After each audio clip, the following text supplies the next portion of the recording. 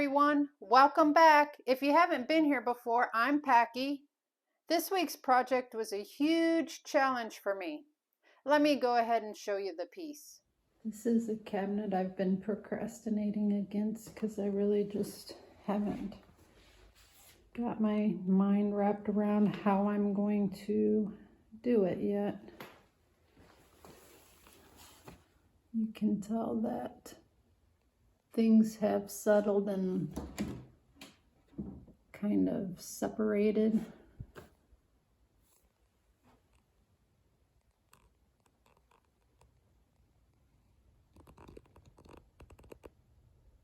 Missing boards, loose joints. Could use a base, but the inside is just kind of podged together, I think. So this looks like kind of like a homemade project, I think. These things that were added maybe to like prop plates up or whatever, they just look really bad. Doesn't move a lot, but something's got to be done with that. These are the doors that came with it. Things are a little loose, and it seems like things have spread. It's wider here than it is here. Hi, my name is Packy, creator of Pack Rat's Shack. I upcycle furniture, build out of pallet wood, finish interior spaces, and have a vendor booth for my creations. Welcome to my world. I start this project by carefully taking it apart piece by piece. That's not necessarily where I intended on going with it, but that's where it went.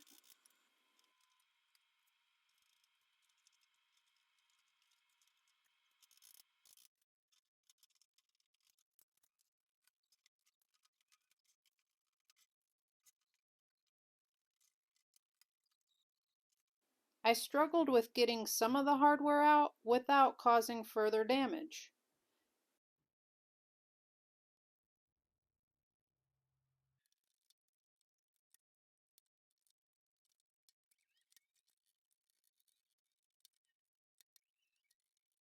Those tiny strips along the back of the shelves were really beat up, so I'm going to go ahead and remove them and throw them out.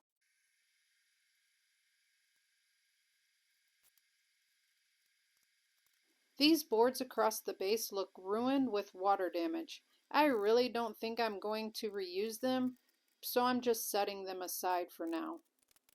Plus, it seems like there really needs to be something else done for a base anyway. Here it is, piece by piece. I was able to keep the sides and the doors together because all of those joints seemed really strong yet.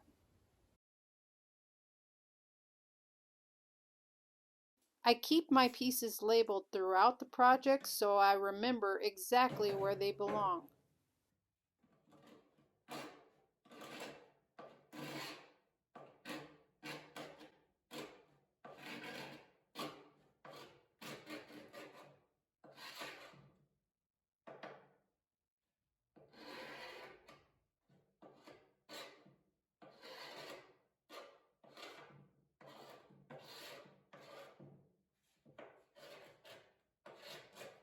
There are so many layers of paint on the inside of this cabinet that most of these imperfections within the surface will actually be gone after all the layers of paint are removed.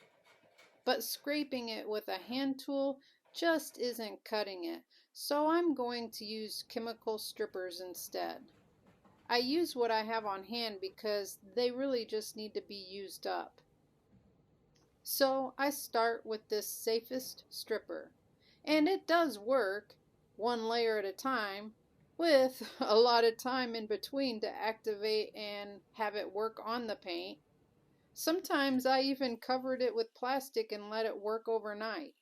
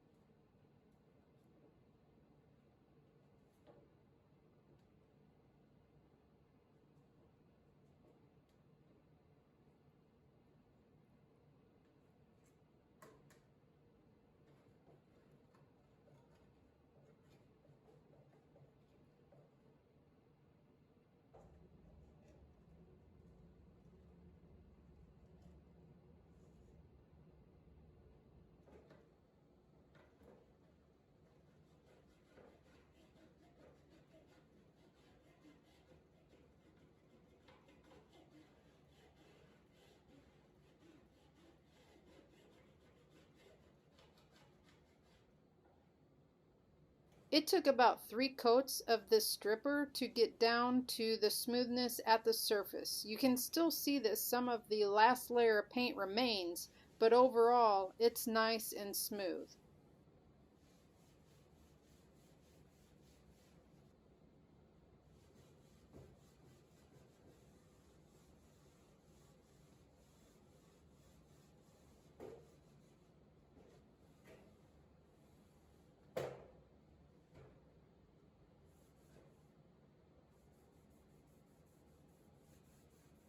This is the shelf that I started with using hand tools and sanding.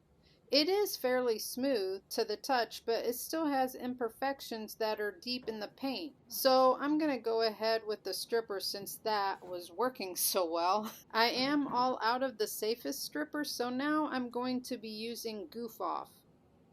And man, you can see this immediately working. You don't lose time waiting for it.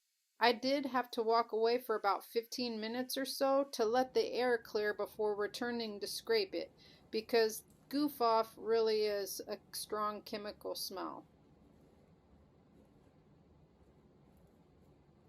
And again, it could only take care of one layer of paint at a time, so again, it took 3 coats, but still, it was a lot faster to use because there wasn't such a long wait time in between. And I will say that the scraping part was a bit stickier than the scrapings off of the safest stripper.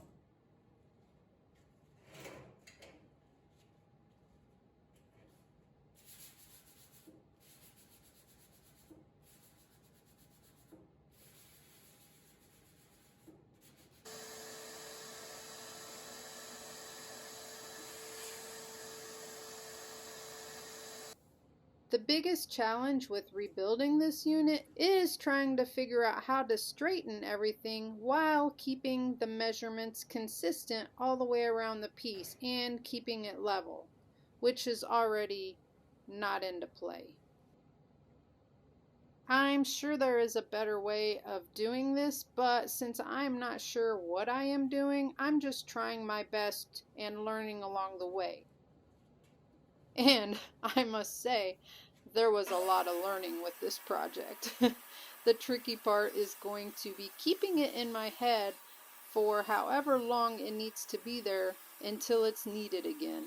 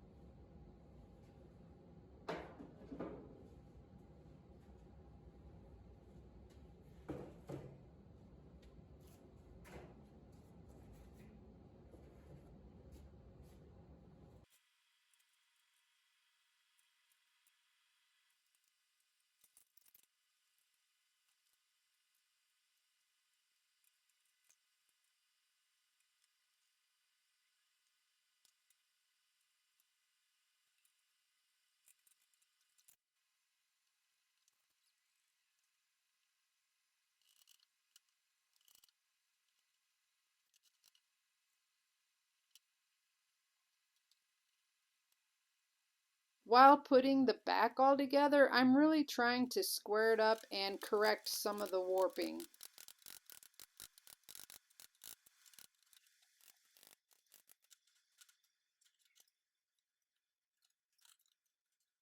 These thin pieces inserted between the frame are really warped. You can't even see on camera how bad they are. I thought about not even reusing them, but then I didn't really know how I was going to finish the piece out, and I was thinking about trying to keep it as original as possible, and I really just didn't want to buy new material for this area of the piece.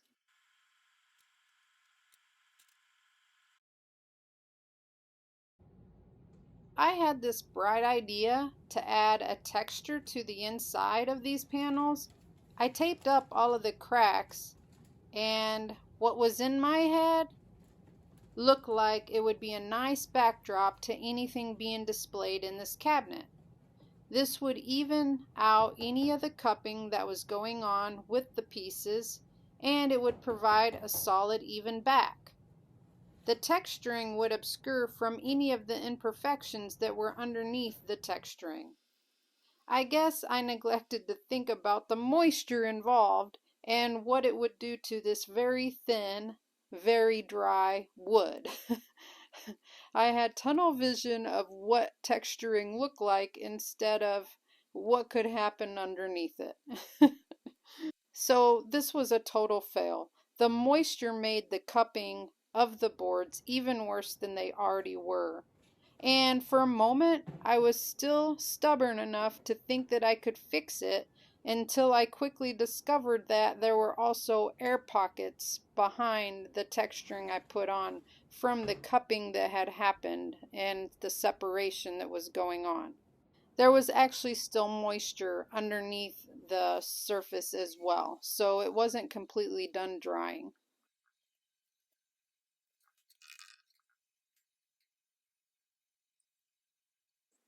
I had to chalk it up as a dumb idea, scrap it and clean it all off, and then think about plan B. So, full disclosure, we all make mistakes when we're trying to rebuild things, don't we? I do every time. Every time. I'm not joking.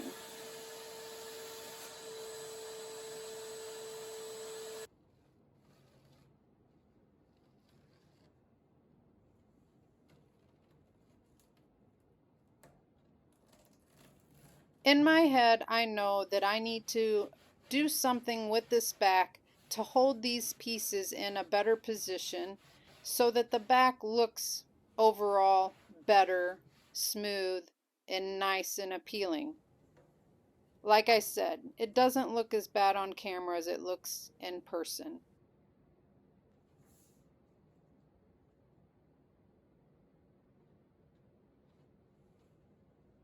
I picked up a small piece of Luan to create decorative inserts that I will be attaching to those back wonky slats that are in there.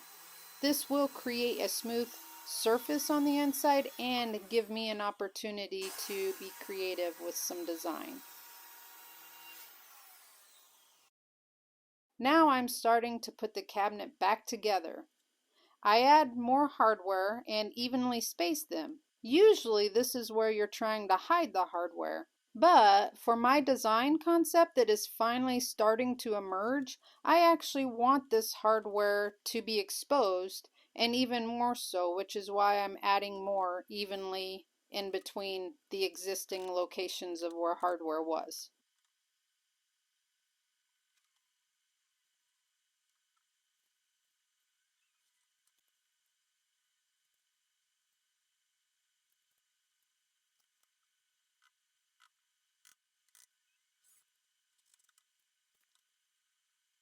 You can see how much higher the front frame piece is from the back. I'm going to use the back to determine the height of the front, but I don't want to cut into the top where this mortise is cut in for the top slat piece.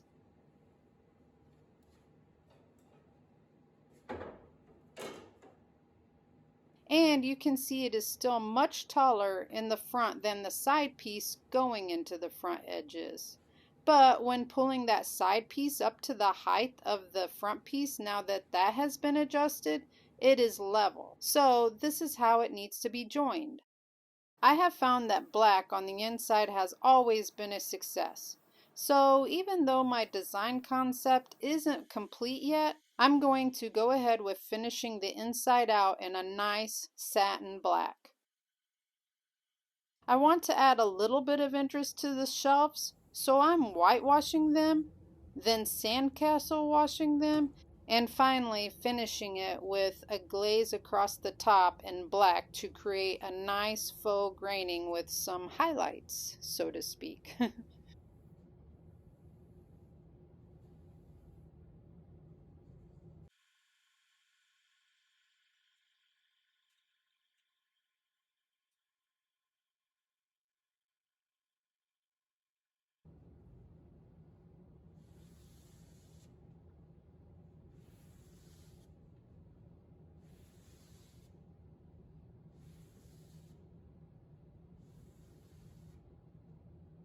While whitewashing, if I got too much on the piece, I would just mist it with water in order to cut back the whitewash.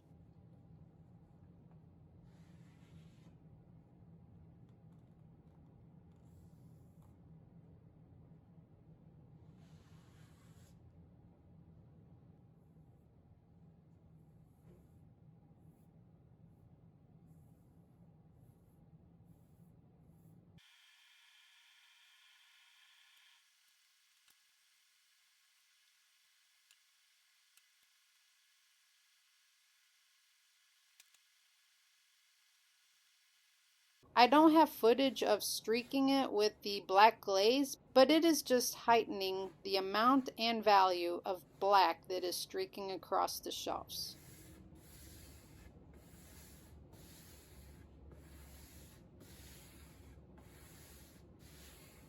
I then did several coats of rub-on polyurethane.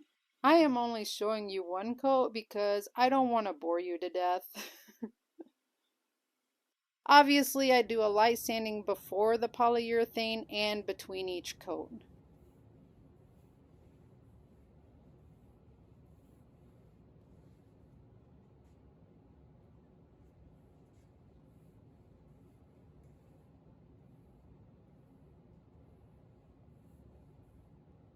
So, was that enough of the design to intrigue you to watch part B next week?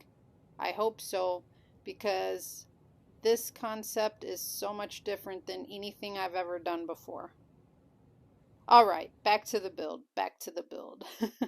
Yeah, I don't quite understand why they cut these grooves for the shelves to cut right into the back panel inserts. It doesn't seem like a proper lineup to me. You can see what I mean with this scrap piece I'm holding up.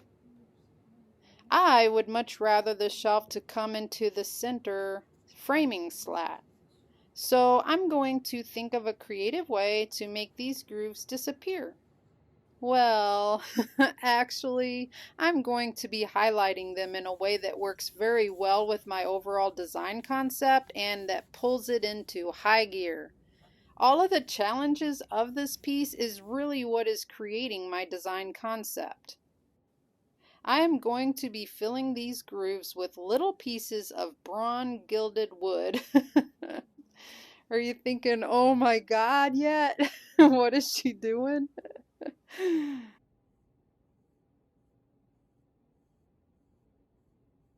So, since I decided I don't need to use any of these grooves to insert the shelves, I can go ahead and install my front now. I just have to remember to cut some of the length off of these shelves so that they fit in without going into the grooves.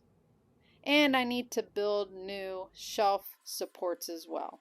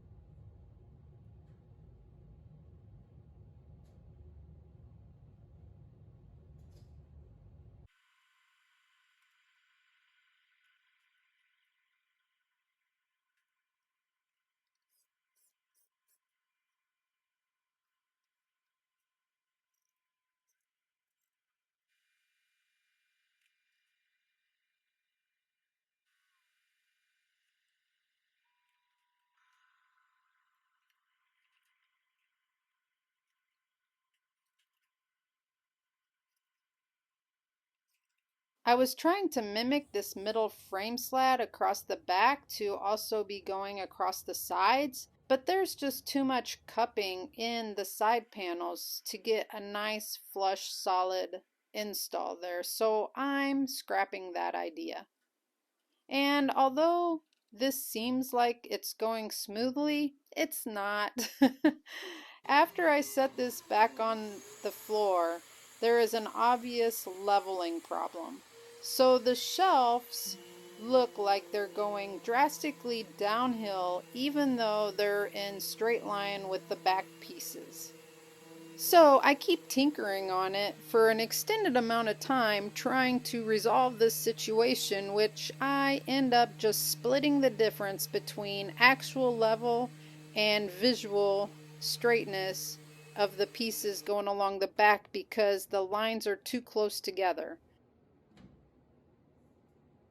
Now we're moving on to the next hurdle, which is trying to install these doors. These doors were a challenge, to say the least. First, I know I have to cut them down to fit the new opening since I changed the base. They did go all the way to the floor, but now they're going to be a bit higher. I have to take about an inch off the top and bottom, but I removed the glass before pushing them through the table saw. So now I'm figuring the front bottom piece that needs to be made because it originally didn't have a piece. See why some of these projects take me so long? I'm just sitting there staring at it and thinking because I don't do these things every day, so I really have to think about it to figure everything out, and I'm sure somebody else who knows what they're doing would already be done. Still, I'm forging ahead and I have my piece cut to size, and now I'm drilling my pocket holes to install it. And I'm going to go ahead and check the fit of my door before securing it into place. It does look like everything should fit, but I do know I need to sand down my cut edges a little bit first. So I'm going to go ahead and do that and scuff sand these doors while I'm at it.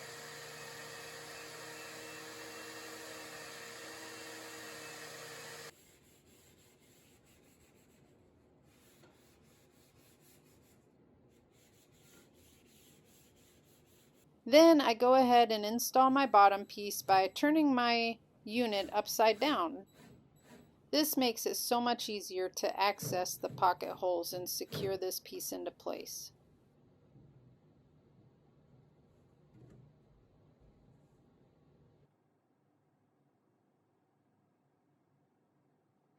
While installing the doors, I did have this one hinge location that was slightly off, causing a problem with the workability of the door. So I went ahead and filled the wrong holes that I made with my 2-part wood filler, and after it dried, I sanded it smooth before re-drilling, hopefully this time in the right location.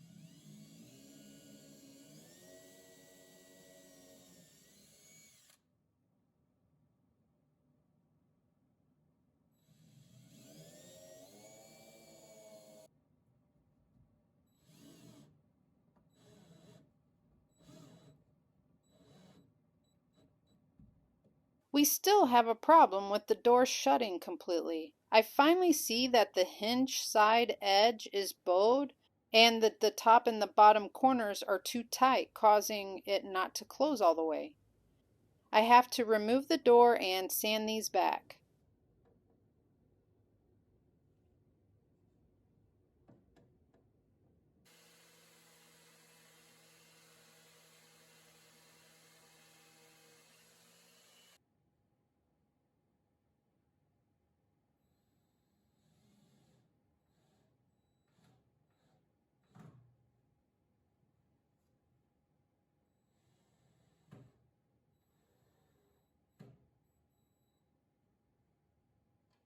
This door is still rubbing at the bottom inside corner. Just a little bit more sanding maybe. Doors are still not closing well. Seems like there's an issue with this other door. It looks like the top hinge is loosening off of the door.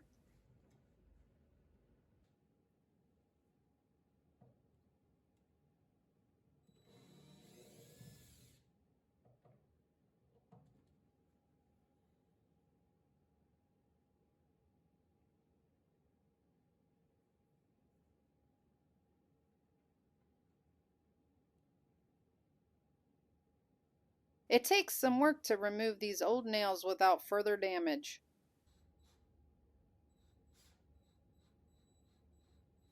Then when I get that hinge corrected on the door and reinstall it to the cabinet, the screws break off in the frame. Now what do I do? I mean, this is just one headache after another. I do walk away at this point and I have to think on it. I decide to use a drill guide and my metal drill bits to try to drill out the half of the screws that are left in the frame. But then I decide to just make the hole bigger and deeper and fill it in with some dowel rods. So this will give me a fresh start when it's time to put this door back on.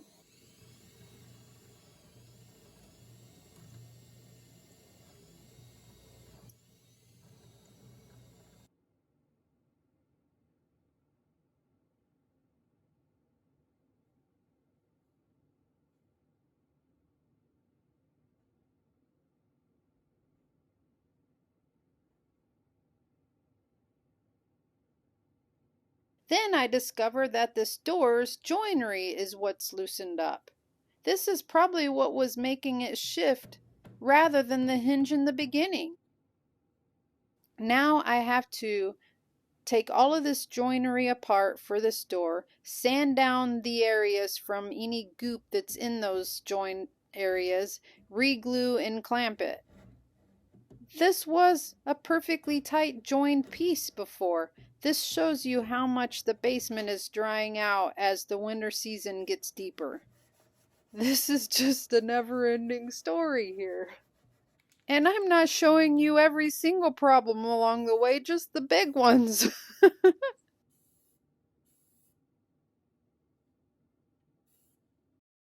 Moving on to the feet. I got this block of wood for about $5.99, I think, in the trim section of Lowe's. I plan on making 4 feet out of it. I'm hoping to create some height to this piece without the cost of several pieces of lumber to make a complete base. Not that I don't love the base that DIY wife made popular. I do love that plan and I've used it. I just need to try to keep costs as low as possible on the build of this unit because I've decided to buy some extras for my design concept. Yes, my design concept is becoming more complete and I have purchased specific things for it. So I'm trying to cut costs in other areas along the way. If I can create the height that I want for this piece for less than $6, it's a win in my head.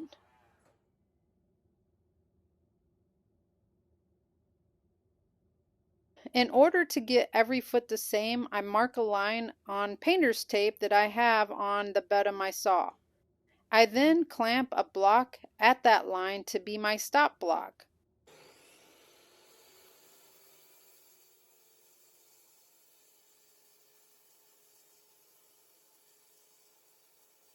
On the last foot, I don't have anywhere to hold, so I clamped the foot after I placed it to the stop block. But now the clamp is too close to the saw motor, so I have to move the clamp to the other side of the blade.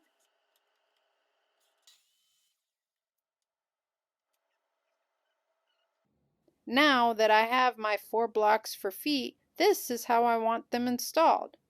Doesn't quite look how I'm imagining them yet because there are still several more steps before the actual installation to make these fit where I want them. First, let's start by putting a new bottom into the unit and having some reinforcements at the corners.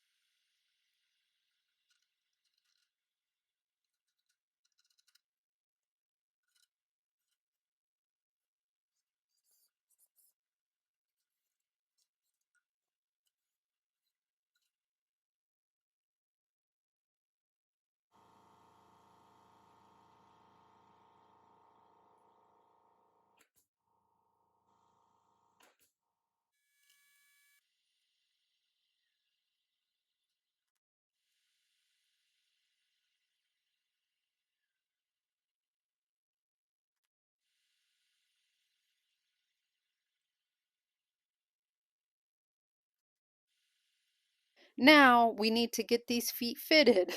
There is a lot of work to be done to get them tucked into those corners like I want. Well, that's a sure giveaway that I don't know what I'm doing. The foot needs to stay on my makeshift workbench in order to get worked on. I tried and tried many different things, but in the end, I think this is the best tool for this job. My handy Japanese pull saw. It's not a highly used tool, but it is an important tool that works where no other tools seem to work. I just need to get that smooth pull movement going, and voila! Yay! I got 4 of them done. I'm so proud of myself for figuring that out with the tools I have on hand. Now you can see why I want to build myself a proper workbench. I was all excited, but that is only the first step. There are still many more cuts to be made, so I really need to figure out how I can make this router work for this project. There was so much time, trial and error trying to set up some kind of holding station so that this router would work for me on this project. Here's after several attempts, and I have set this up so that all 4 feet will be held in position, and then I can router along the first edge. This method isn't working well either, but I am getting closer. In this method, I have to move the outside feet to the interior and then do it all again so that everything is held in position. But the router still is grabbing them and moving them. It took me a little while to figure out what was going on and why the pieces were moving to cause the little nicks at the corner.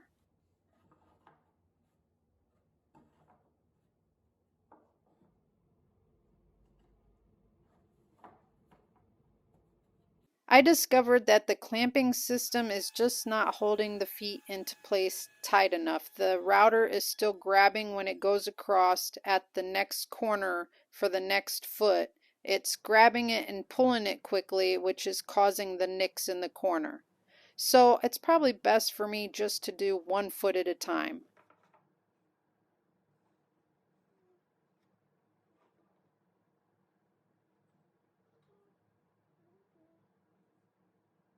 While I think about how I need to reset my station up, I'm going to go ahead and router the legs on the cabinet. This overall goes pretty smooth, and it shows me that I need to have my router backstop set into my holding jig in a way where none of the holding blocks extend past the feet of my routering. That's how I can get a continuous straight line without the router bit stopping short at the front edge or the back edge of the line.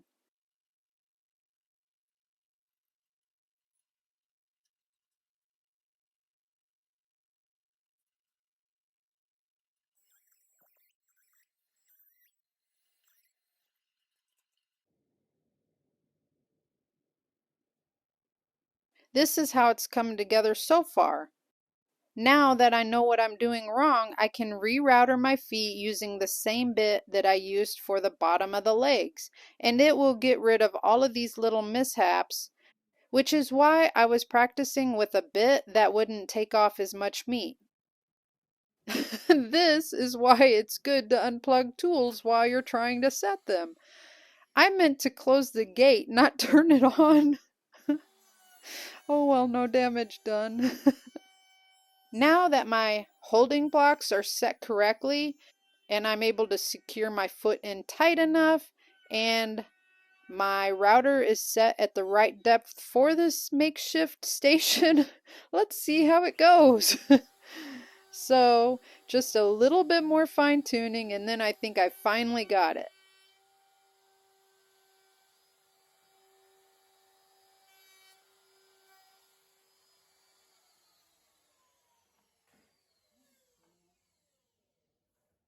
Now my clamping system is so tight that I have to untighten and tighten it with every rotation, which does get redundant, but it is working. It's keeping everything where it needs to be.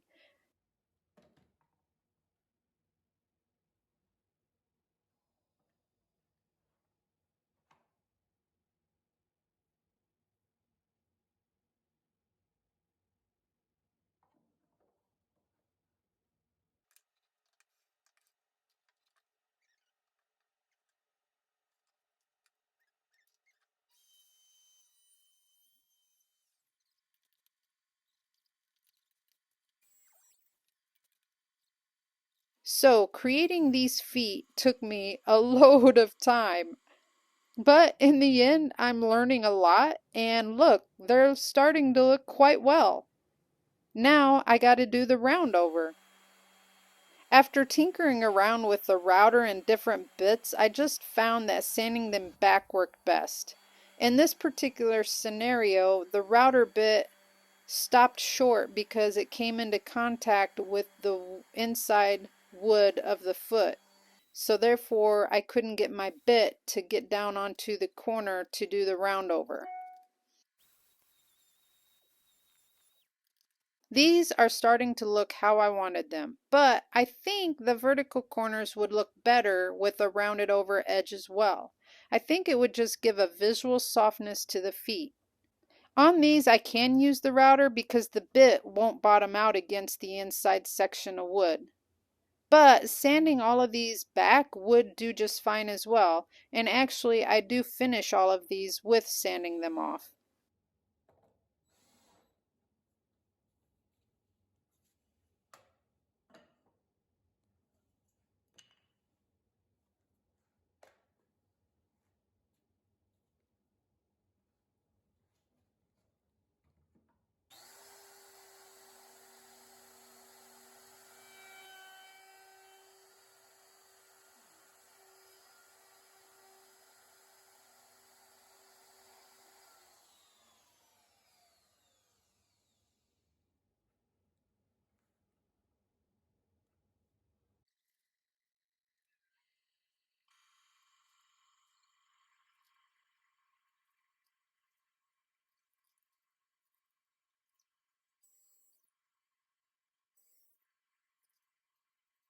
Here we are. This is what I was shooting for. I'm finally there.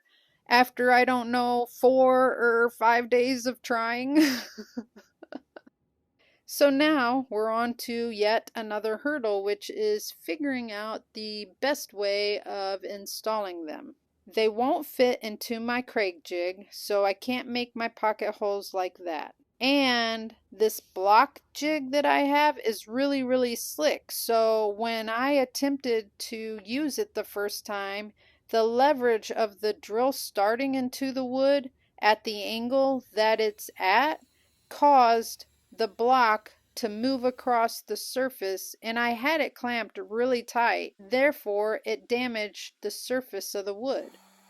So now I'm trying with the use of double-sided tape because I have seen some woodworkers using double-sided tape when they need to keep their jigs in place for different things. So I thought maybe that would work in this scenario. This is the ticket. I've tried using this tool before with no luck, and I actually almost threw it away because it made me so aggravated.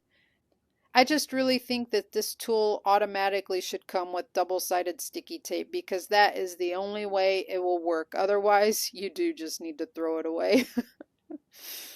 I have to fix where my first tries without the tape caused the damage. This will dry by the time I'm done with all the other pocket holes on the other feet, and then we just need to glue and clamp these feet into place, and then I'll be able to pull them tight in with the wood screws for the pocket holes on the back side of the feet. The last thing to do with these feet is add some floor levelers to the piece. We already know there's going to be a problem with leveling, right? So I ran into another hurdle here by not having the correct bit to install these anchors. But I do finally find the correct size Allen wrench to save the day.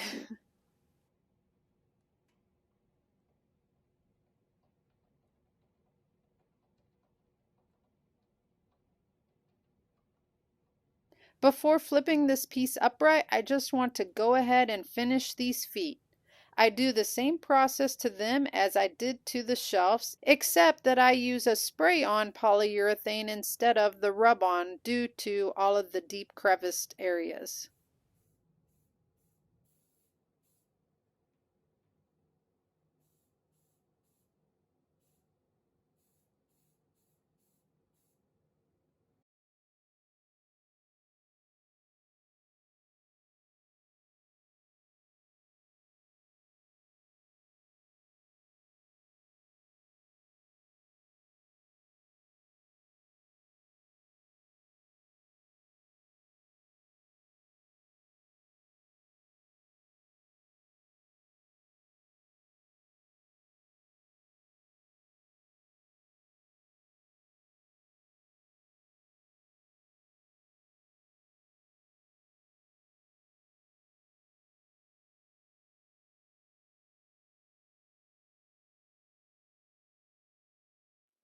You can see that a lot of the issues that came with this cabinet have been eliminated.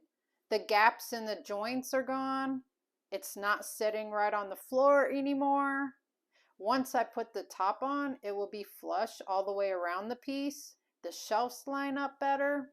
Of course, there are some things that I just left as is, but the overhaul that I did left this piece a lot more structurally sound. I really hope that you enjoyed watching me overcome my struggles on this piece, learning along the way. Now for the fun part, pulling off my whole design concept. I'm already thinking that I might be changing the finish on those feet that I made. Matching the shelves just might not be the right direction. So check back with me next week to see if I've chosen the right design concept for this piece. You will find a link below for my Buy Me a Coffee platform. That is a platform which you will be able to get to know me a little bit better. And as I build this platform up, you will have the opportunity to see footage that just isn't available for the public. As always, please like me, subscribe to me, and don't forget, stay safe out there.